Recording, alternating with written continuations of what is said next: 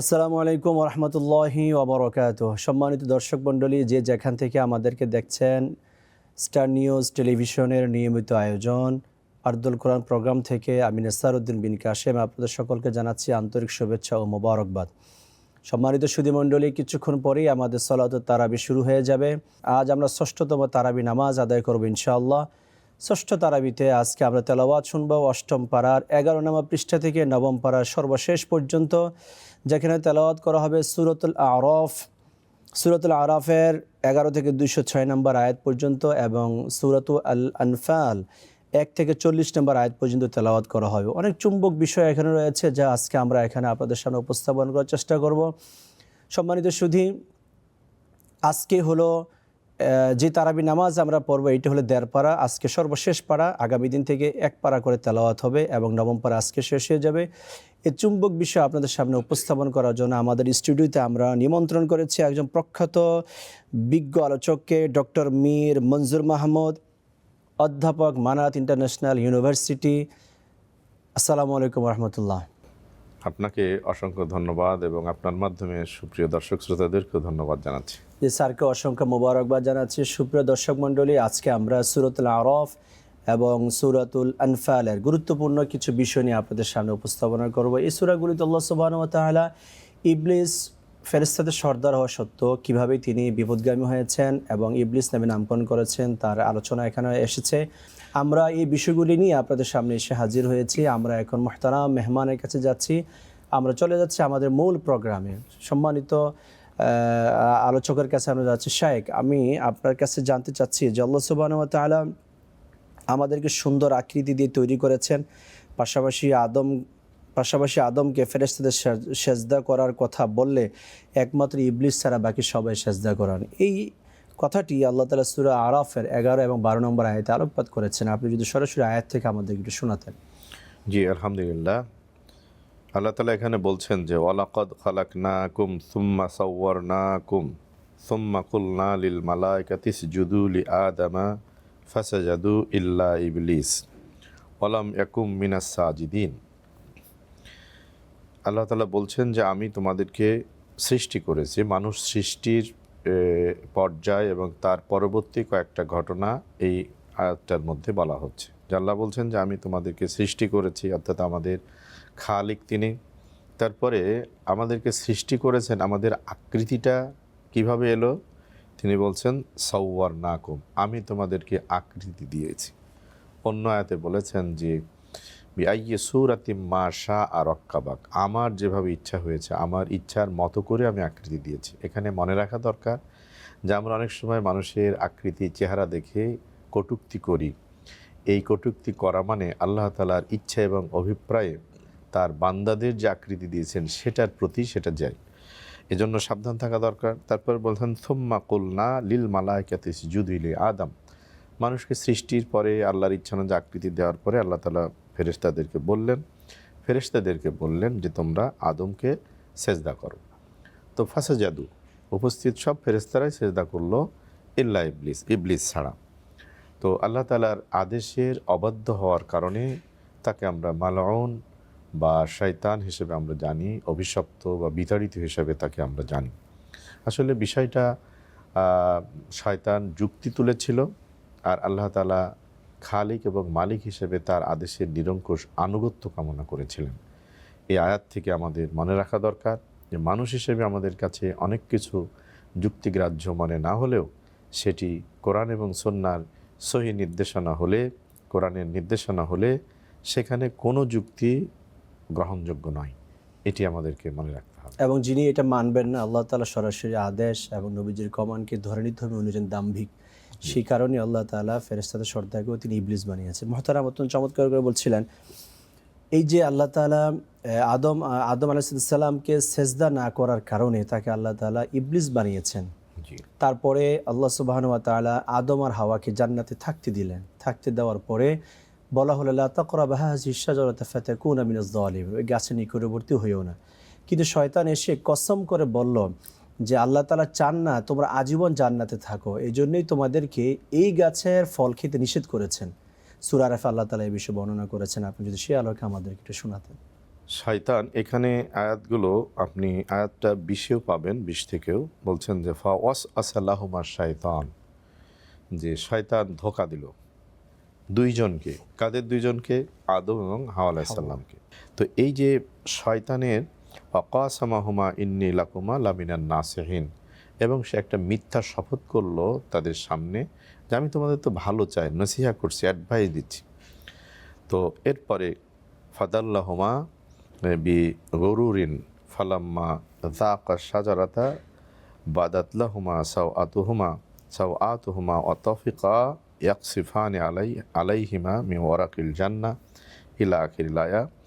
এখানে তারা যখন এই আদেশ ভুলে গিয়ে শয়তানের প্রলোভনে প্রলুব্ধ হলেন, তখন তাদের শরীরের যে আবরণ ছিল সেটা খুলে পড়ে গেল আল্লাহ তাআলার আদেশ ভুল করার কারণে।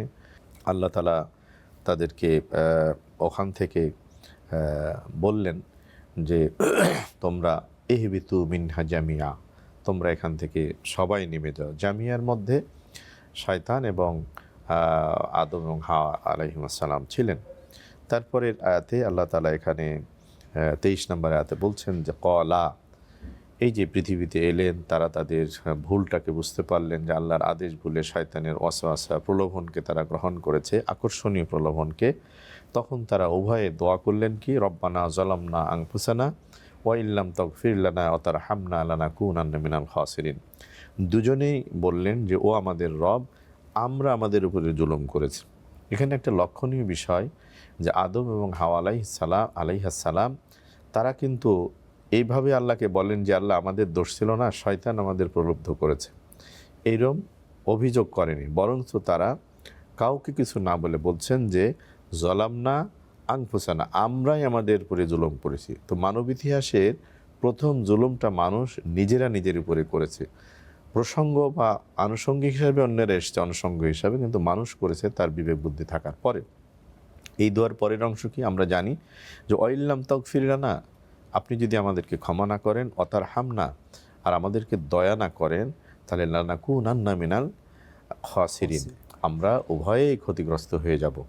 তাহলে এই আয়াতের মধ্য দিয়ে আল্লাহ তাআলা আমাদেরকে সতর্ক করছেন যে পৃথিবীর জীবনপথে আমাদের কাছে নানা আকর্ষণীয় প্রলোভন আসবে দিনের পথ থেকে চ্যুত করার জন্য। যেমন শয়তান প্রথম আমাদের বাবা মা আবুল বাশার এবং তার স্ত্রীকে জান্নাতে বসেই প্রলুব্ধ করেছে এবং বিপদগামী এই করতে আল্লাহর আদেশকে ভুলিয়ে দেওয়ার চেষ্টা করেছে। তো পৃথিবীতে আমাদের সাবধান থাকা দরকার যে প্রলোভন যত আকর্ষণীয় হোক সেটা আল্লাহর বিধানের সাথে মিলাতে হবে। বিধানের সাথে না মিললে সেটা যত আকর্ষণীয় হোক সেটাকে গ্রহণ করা যাবে না, আর সেটার পরিণতি হবে দুনিয়া এবং আখিরাতের ক্ষতির দিকে। সুতরাং এই আয়াত থেকে আমরা এই সাবধানতা অবলম্বন করতে পারি। স্যার, আপনি আমাদেরকে লেবাসুত তাকওয়া সম্পর্কে যদি বলতেন সূরাতুল আরাফের আলোকে।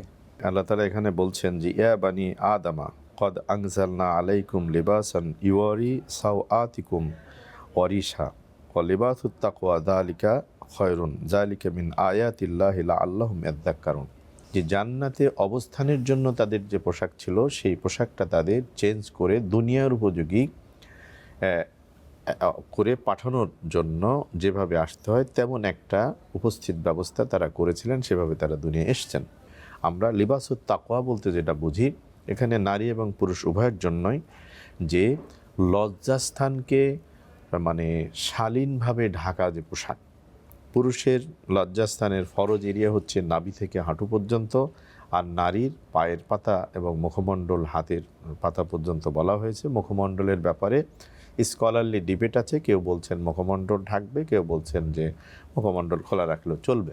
কিন্তু এই পোশাকের তাকওয়ার পোশাকের আরও কতকগুলো জিনিস আমরা সুন্নাহ থেকে জানি। সেটা হলো সেটা যেন পাতলা না হয়, শরীর যেন দেখা না যায়, সেটা যেন আটসাট না হয়, যেন শরীরের ঢিলেঢালা পোশাক যেন ঢিলেঢালা হয়, শরীরের অপ্রদর্শনীয় অংশগুলো যেন মানুষ অনুমান করতে না পারে বা দেখতে না পারে। সুতরাং এই শালীন এবং সঙ্গত পোশাকটাকে এখানে লিবাসুত তাকওয়া বলা হয়েছে। এবং এই সঙ্গত পোশাক পরাটা কিন্তু ফরজ, নামাজ ফরজ, রোজা ফরজ, এটা কম বলছেন। অসংখ্য মোবারকবাদ মুহতারাম। আমরা আবারও ছোট্ট একটা বিরতি নিচ্ছি, বিরতির পর আবারও ইনশাল্লাহ আমরা আপনার কাছে আসবো। সম্মানিত দর্শক মণ্ডলী, আমরা একটু বিরতিতে যাচ্ছি, বিরতির পর আবারও আপনাদের সাথে দেখা হবে, ততক্ষণ আমাদের সাথেই থাকুন। আসসালামু আলাইকুম রহমতুল্লাহি ওয়া বারাকাতুহু। সম্মানিত দর্শক মণ্ডলী, ছোট্ট একটি বিরতির পর আবারও আমরা আপনাদের সামনে এসে হাজির হয়েছি কোরআনুল কারীমের ষষ্ঠ তারাবিতে যেই আয়াতে কারিমাগুলি তেলাওয়াত করা হবে তার চুম্বক বিষয়গুলি নিয়ে আমরা আলোচনা শুনছিলাম বিরতির আগে। আদম আর হাওয়া জান্নাতে থাকার বিষয়গুলি নিয়ে আমরা এখন আলোচনা শুনব। ইবাদতের সময় উত্তম পোশাক পরিধান করবে, হালাল বস্তু থেকে খাও, পান করো, অপচয় করো না। সূরা আরাফের 31 নম্বর আয়াত। মুহতারাম, সূরা আরাফের 31 নম্বর আয়াতের কারিমার আলোকে থাকা, খাওয়া, পোশাক পরা এই বিষয়ে যদি আপনি আমাদেরকে কিছু বলতেন। জি, আলহামদুলিল্লাহ, এটা অত্যন্ত গুরুত্বপূর্ণ কয়েকটা বিধান বলা হয়েছে। আল্লাহ তাআলা বলছেন, ইয়া বানি আদম, ওহে আদমের সন্তানেরা। কোরআনে নানাভাবে আল্লাহ মানুষকে অ্যাড্রেস করেছেন, ইমানদারকে অ্যাড্রেস করেছেন। এখানে আদমের সন্তান বলে অ্যাড্রেস করছেন এবং বলছেন, আদেশ করছেন, খুজু জিনাতাকুম, তোমরা তোমাদের সৌন্দর্যকে ধারণ করো। অর্থাৎ কি করো, মানে তোমরা সৌন্দর্যকে ধারণ করো কি, কোন সময়, ইনদা কুল্লি মাসজিদিন। এখানে মসজিদ মানে সালাতের সময়, অর্থাৎ প্রত্যেক সালাতের সময় মুসলিমরা যেন তারা সুন্দর পোশাক পরিধান করে, এ ব্যাপারে আদেশ দিচ্ছেন। তো এক্ষেত্রে আমরা যারা দর্শক শ্রোতা আছি, আমরা অনেক সময় মসজিদে যাওয়ার ক্ষেত্রে পোশাকের প্রতি যত্নবান হয় না, পবিত্রতার ক্ষেত্রে থাকে, কিন্তু পোশাকের প্রতি আমাদের যত্নবান হওয়া উচিত। ইভেন বাসাতে আমাদের মা বোনেরা, মেয়েরা যে নামাজ পড়ে, সেক্ষেত্রেও তাদের ফরজিয়াতের যে পোশাক সেটা মাথায় নিয়েই যেন সালাত আদায় করে, এটা মাথায় রাখা দরকার। অর্থাৎ সালাতের সময় আমাদের পোশাকের সৌন্দর্যের প্রতি নজর রাখা। আর বিশেষ আদেশ যে অকুলু, এবং তোমরা খাও। বনি আদমের সন্তানদেরকে বলছে তোমরা খাও, অশ্বব এবং পানও করো, কিন্তু কি করবে না, ওয়ালা তুসরিফু, নষ্ট করো না। যা লাগে খাও, যা লাগে পান করো।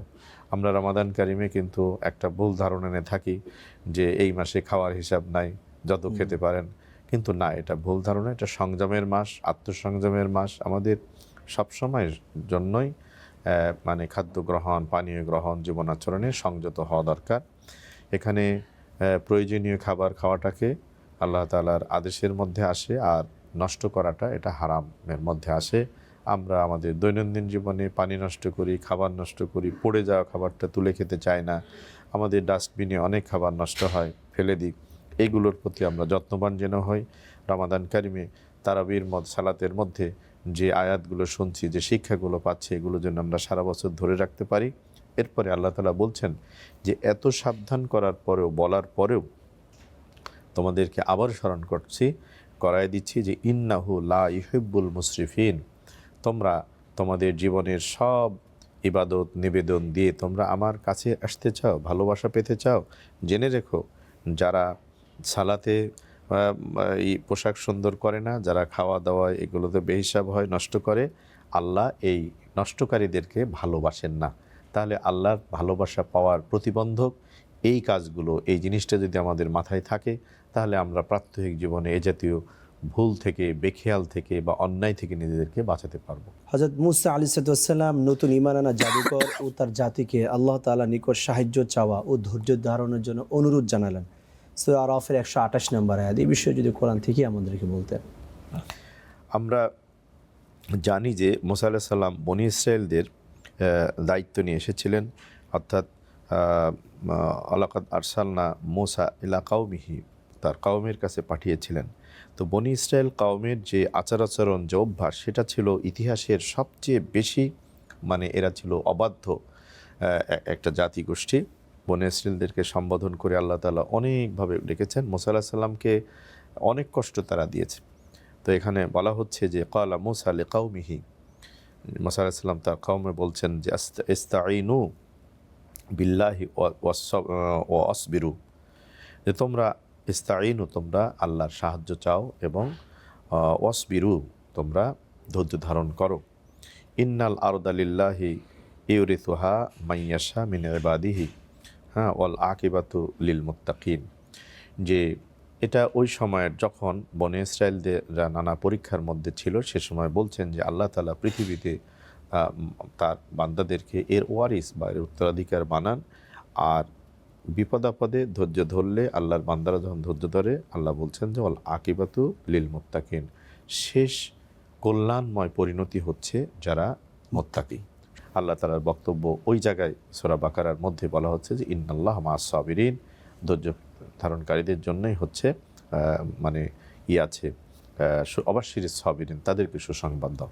এখানে তাদের উত্তম পরিণতির কথা বলা হয়েছে। অত্যন্ত সুন্দর করে বলছিলেন মোহতারাম। এই যে বনি ইসরায়েলের কথা আপনি বলছিলেন, এখানেও আরেকটা বিষয় যে বনি ইসরায়েলদের কাছে যখনই কোনো বিষয় উপস্থাপন করা হতো তখন তারা আবার আর্গুমেন্টে যেতেন। তারা বলতেন এটা না সেটা, সেটা না এটা। এটাও কিন্তু কোরআন কারীমের সূরা আরাফের 148 নম্বর আয়াতে আল্লাহ তাআলা কিন্তু বর্ণনা করেছেন তারা শুধু বিকল্প খুঁজতো। এ বিষয়ে আপনি যদি আয়াতে কারিমা থেকে আমাদেরকে শোনাতেন। এখানে বনি ইসরায়েলের স্বভাবের মধ্যে যেটা ছিল অধিক প্রশ্ন করা।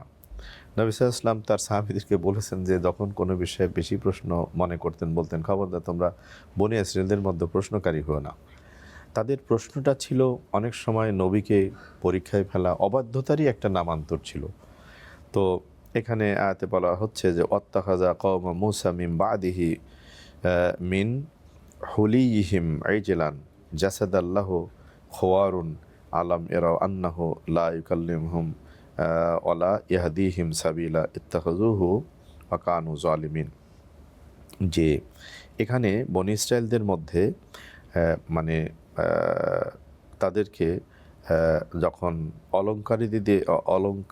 অলংকার দিয়ে অর্থাৎ সোনা দিয়ে তখন তারা মুসা আলাইহিস সালামের অনুপস্থিতিতে গরুর বানালো, বাচ্চা বানালো এবং পূজা করার জন্য তারা যখন করলো, তখন শয়তান ওই গরুর যে মূর্তি করলো তার মধ্যে শব্দ করার একটা মানে সক্ষমতা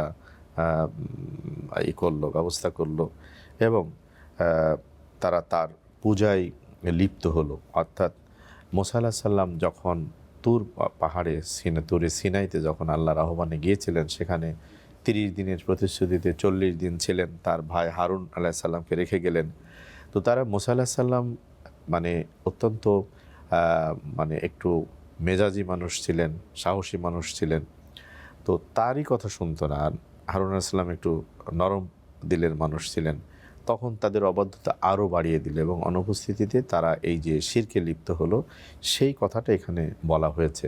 অর্থাৎ তারা এক এক করে, যেমন মান্না সালোয়া নিয়ে তারা প্রশ্ন করেছে, তাদেরকে বলা হয়েছে জমায়ও না, তারা জমিয়ে রেখেছে। তাদেরকে মানে জনপদে মাথা নিচু করে ঢুকতে বলা হয়েছে, তারা মাথা উঁচু করে ঢুকেছে। অর্থাৎ নিষেধ করা হয়েছিল। হ্যাঁ, মাছ ধরতে নিষেধ করা হয়েছে। অর্থাৎ পদে পদে প্রত্যেকটা আদেশে যুদ্ধ করতে বলা হয়েছে আল্লাহর পথে, বলতে তুমি আর তোমার আল্লাহ করো, আমরা থাকি। এই যে অবাধ্যতা, বেয়াদবি, এইটা বনি ইসরায়েল এই জাতির কোরআনের বর্ণনা অনুযায়ী সেটাকে আমরা মজ্জাগতভাবে দেখি। সুতরাং এখান থেকে আমাদের যে লেসনের জায়গাটা, সেটা হলো ইতিহাসের একটা অবাধ্য জাতির কথা যেমন আমরা জানি, আবার আমাদের সাবধান হওয়ার জায়গাটা হলো যে আমরা মুহাম্মদ রাসূলুল্লাহ সাল্লাল্লাহু আলাইহি সাল্লামের উম্মাত হিসাবে আমাদের জীবন যেন এমন অবাধ্যতার মোড়কে আবৃত না থাকে, অহংকারী যেন আমরা না হই, আমরা যেন অনুগত হই, ইসলামের কোরআন এবং সুন্নাহর আদেশের কাছে আমরা যেন নিবেদিত হতে আমাদের যেন প্রশ্ন তৈরি না হয়। আল্লাহ তাআলা যেন আমাদেরকে অমন হওয়ার তৌফিক এনায়েত করেন। আমিন আমিন। অনেক চমৎকার করে প্রাঞ্জল ভাষায় আজকে আমরা ষষ্ঠ তারাবির 8ম পারার 11 পৃষ্ঠা থেকে 9ম পারা শেষ পর্যন্ত আপনার থেকে আমরা শুনেছি। আপনাকে অনেক ধন্যবাদ আরদুল কোরআন প্রোগ্রাম থেকে। সম্মানিত দর্শক মণ্ডলী, আমরা চলে এসেছি আমাদের প্রোগ্রামে একদম শেষ মুহূর্তে। আজকে আমরা ষষ্ঠ তারাবি 1.5 পারা পড়া যে দিবস বা যে রজনী আজকে আমরা শেষ করে ফেললাম। আগামী দিন থেকে 7ম তারাবির নামাজ শুরু হবে, 1 পারা তেলাওয়াত, অর্থাৎ 10 নম্বর পারা থেকে তেলাওয়াত শুরু হবে। এতক্ষণ পর্যন্ত আপনারা আমাদের সাথে থাকার জন্য আপনাদেরকে আন্তরিক শুভেচ্ছা মোবারকবাদ জানাচ্ছি। সুপ্রিয় দর্শক মণ্ডলী, এই আলোচনা আশা করি আমাদের প্রত্যেকের জন্য উপকার এবং কল্যাণ বয়ে নিয়ে আসবে। প্রতিদিন এরকম সময়ে এরকম নতুন নতুন বিষয় নিয়ে ওই দিন যা তেলাওয়াত হবে তার চুম্বক বিষয় নিয়ে আপনাদের সামনে আমরা হাজির হব ইনশাআল্লাহ। সেই পর্যন্ত আপনারা ধৈর্য সহকারে আমাদের সাথেই থাকবেন, আমাদের প্রোগ্রামগুলো উপভোগ করবেন। স্টার নিউজ টেলিভিশনের এই প্রোগ্রামকে আপনারা এনজয় করবেন। সকলকে আন্তরিক শুভেচ্ছা মোবারকবাদ জানিয়ে আজকে এখান থেকে বিদায় নিচ্ছি। আসসালামু আলাইকুম ওয়া রাহমাতুল্লাহি ওয়া বারাকাতুহু।